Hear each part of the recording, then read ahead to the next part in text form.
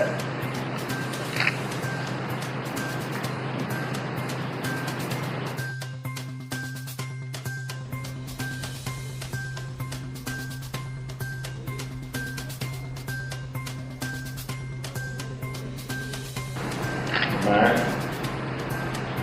श्री दामोदर मोदी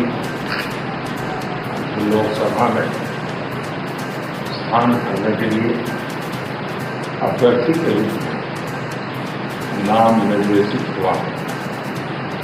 ईश्वर की शपथ लेता हूं, सत्य निष्ठा से प्रतिज्ञा करता हूं कि मैं विधि द्वारा स्थापित भारत के संविधान प्रति सच्ची श्रद्धा और निष्ठा रखूंगा और मैं भारत की प्रभुता और अखंडता अक्षुण्ण रखूंगा।